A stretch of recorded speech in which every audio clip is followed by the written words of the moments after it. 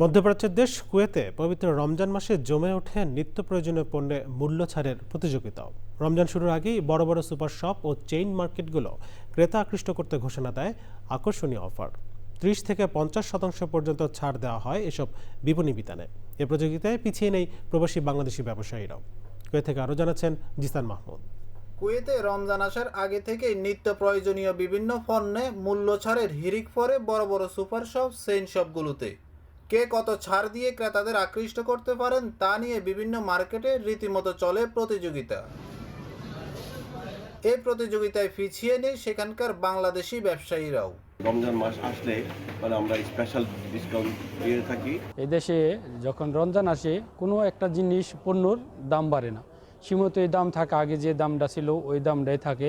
রমজানে কেউ যাতে কোনো পণ্যের দাম বাড়াতে না পারে সেজন্য পণ্যের দাম ও মেয়াদ থাকা বাধ্যতামূলক করেছে কুয়েতি কর্তৃপক্ষ। খতিয়ে দেখতে নিয়মিত বাজার মনিটরিং করেন ভোক্তা অধিকার ও সরকারের একাধিক সংস্থা। অসংগতি ধরা পড়লে আইন অমান্যকারীকে মোটা অঙ্কের জরিমানা ও প্রতিষ্ঠান বন্ধ করে দেওয়ারও নজির রয়েছে দেশটিতে। ওনারা এটা বাজার মনিটরিং করে, বাজার মনিটরিংয়ের মাধ্যমে ওনারা দ্রব্যমূল্য সহ নিত্য প্রয়োজনীয় জিনিসপত্রের দাম ওনারা নির্ধারণ করেন, যার কারণে কোনো ব্যবসায়ী, কোনো শপিং মল এবং কেউ এই নির্ধারিত মূল্যের বেশি নিতে পারে না। সারা বছর যে দামে বিক্রি করি রমজানে তার থেকে আরো কমে বিক্রি করি। আমাদের এখানে আমরা কোনো রমজান হলে কোনো দামপত্র বাড়াই না।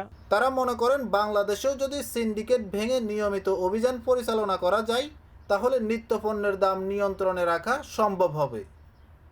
Jisan Mahmud, Channel I, Kuwait.